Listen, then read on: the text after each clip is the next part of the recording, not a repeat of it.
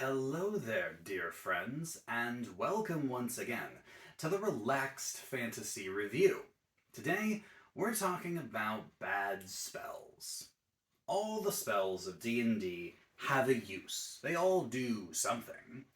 But not every spell does what you would think it would do.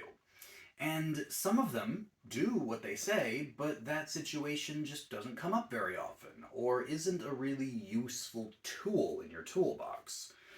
Today we're talking about first level spells for the Cleric.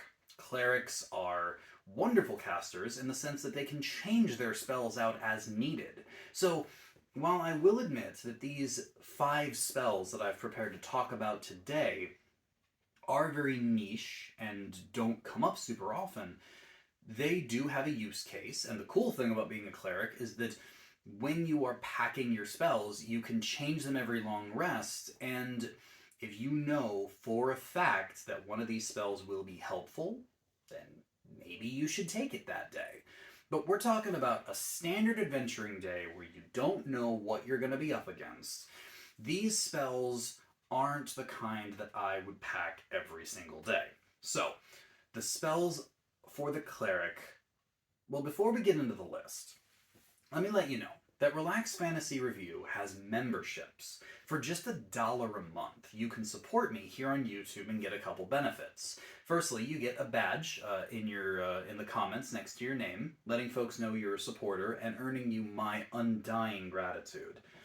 But also, you get early access to the videos. I upload videos every other day, and I upload videos for members a day early. So if you'd like to watch the videos a day early, you can click the join button below this video and become a member.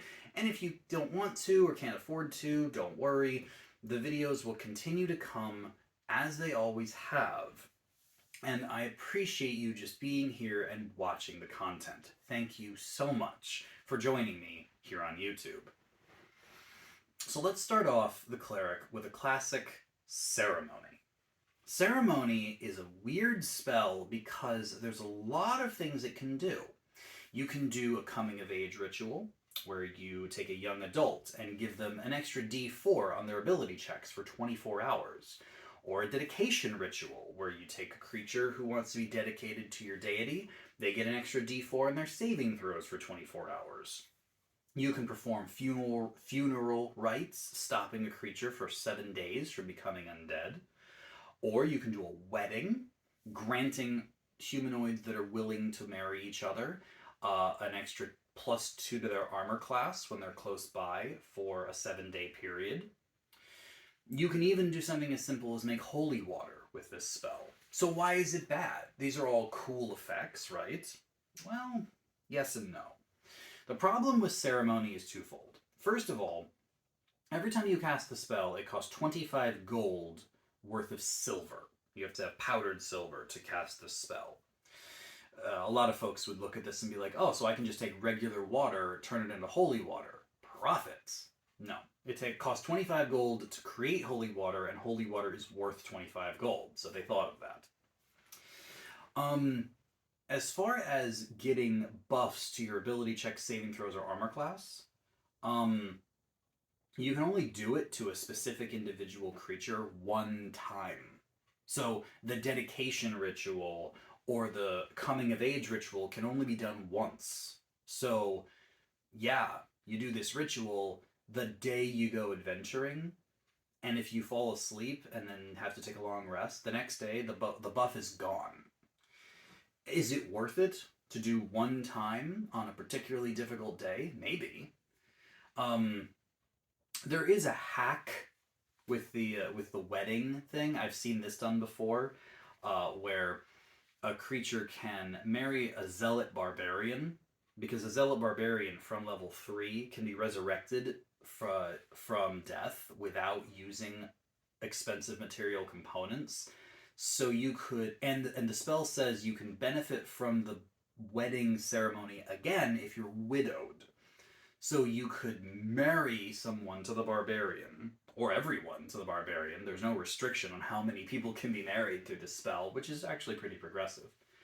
And then you can Marry, you get the AC buff for 7 days, and then you could kill the Zealot Barbarian, widowing everybody, resurrect them with a Revivify spell for a 3rd level spell slot that, doesn't need the diamond, and then everyone could just get married again and gain the AC buff again. Of course, this is one specific hack with one specific character that your DM may not even allow. Maybe if your spouse comes back to life, you haven't been widowed anymore. I don't know. Point is that the use case for this spell is incredibly narrow. And is it cool to be able to get married? Yes. Is it cool to be able to have a special ceremony and give yourself a blessing? Yes. But you don't need this spell 99% of the time. And when you do need it, you can just go grab it after your long rest, but I wouldn't carry it on the average day. Speaking of spells I wouldn't carry on the average day, create or destroy water. This is a kind of cool spell because you can either create 10 gallons of water or destroy 10 gallons of water, or you can make it rain in a 30-foot area for a turn, extinguishing flames, or you can destroy fog in a 30-foot area, getting rid of, obscurement. This spell sounds interesting, except for the fact that, fog is something that affects everybody, not just you. Your enemies are also affected by it. Extinguishing flames can be done with cantrips, not that control flames is a cantrip I recommend taking, but if you needed to put out fire, you could do that. Prestidigitation can also put out fire in small amounts. And if you're just trying to create drinking water, like, rations have drinking water. Water skins have drinking water. Most adventurers have water. Like, unless you're in a campaign where thirst and water resources are limited and you're, like, in a desert or something, I don't know why you need this spell. Like, it doesn't feel necessary in any capacity. So if you know you're going into a desert, or if you've been in one for a day or two and you're out of water, have the cleric sleep, get this spell, now you have all the water you need. But it doesn't seem like anything I would ever want to take with me in case a fire breaks out, or in case an enemy casts fog cloud. It just feels very unnecessary. Then we come to one that isn't an unnecessary spell, although it can feel like it. Detect Evil and Good. Detect Evil and Good gives you an extra sense. You cast it, you concentrate on it for 10 minutes. So it does take concentration. During that time, you can sense the presence and location of extraplanar creatures, aberrations, celestials, fiends, fae, elementals, and undead. Here's the thing. Maybe with the exception of celestials and fiends, who often have the ability to disguise themselves, you're probably gonna know if an aberration, fae, elemental, or undead are near you. Especially within 30 feet of you. Like, okay, you go up to a door, you cast Detect Evil and Good, you'll know if there's zombies on the other side of the door. Super. You could also just open the door, and if the zombies rush you, use your Turn Undead feature. You're not 100% sure if the person that you're talking to is a disguised fiend. So you cast Detect Evil and Good and walk up within 30 feet of them, and now you know they're a fiend. I mean, okay, there is a use case for this, but how often do you suspect that the, businessman you're working with is actually a fiend? Like, that seems weird to me. Is that person a vampire? You'd be able to spot them with this spell. There is a reason to take it if you suspect that the person you're talking to or the creatures that you're encountering are a specific thing, but honestly, that knowledge may not be the knowledge that you need. If it's the knowledge you need, then the spell will help you, but most of the time you don't care. Like, why does this matter? If they're an enemy, we're going to kill them anyway, and if they're an ally, we're going to help them, so why do I need to know if they're a vampire, fiend, celestial, whatever? Like, it just feels like it doesn't grant you any special advantages. Like, if they're hiding in the room and you can just walk around within 30 feet, you'll be able to spot them, sure, fine. If you're hunting crafty undead, or if you are finding fiends in a dark room, maybe this will help, but I don't think it's necessary most of the time. Next up on the list, Sanctuary. Sanctuary is a spell that lots of people love. You cast it on a creature, it lasts for a minute, and as long as the Sanctuary is active, creatures that attempt to attack the creature who has Sanctuary on them. So let's say you cast it on yourself. You use Sanctuary on yourself. Anyone who tries to attack you has to make a Wisdom saving throw. If they fail to save, that attack either has to target another creature within range, or the attack is just wasted. Basically, without passing the save, they can't hit you.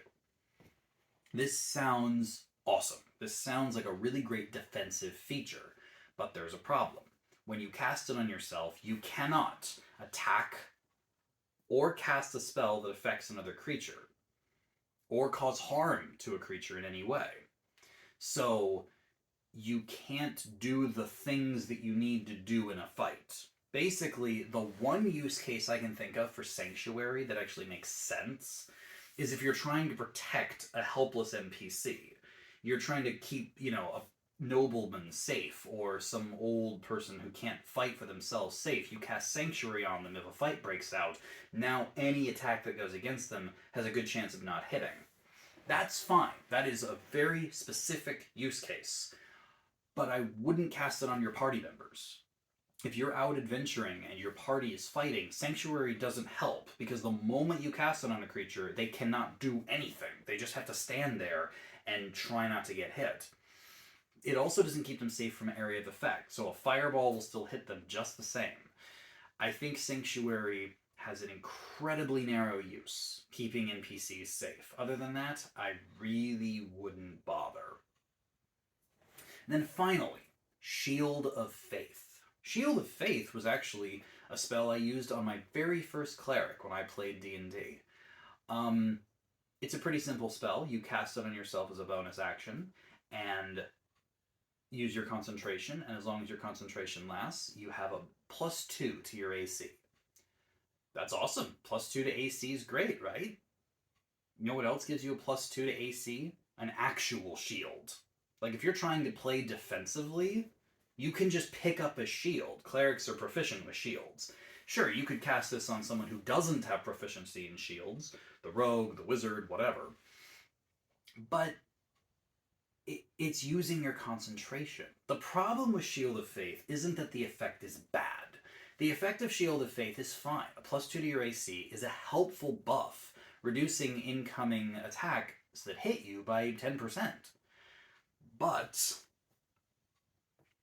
there's other things your concentration could be used for. Even at level 1, the Bless spell or the Bane spell will do much better things for the battlefield than Shield of Faith. And if you don't have those two, well, you've probably chosen your spells badly. Shield of Faith is very, very specific, and is the kind of spell that, like, I guess if you're in a situation where you have a fighter who wants to go one-on-one, or a paladin who's compelled someone to duel them, and everyone else is backed off, yeah, you could cast Bless to give them a buff to their attacks and saving throws.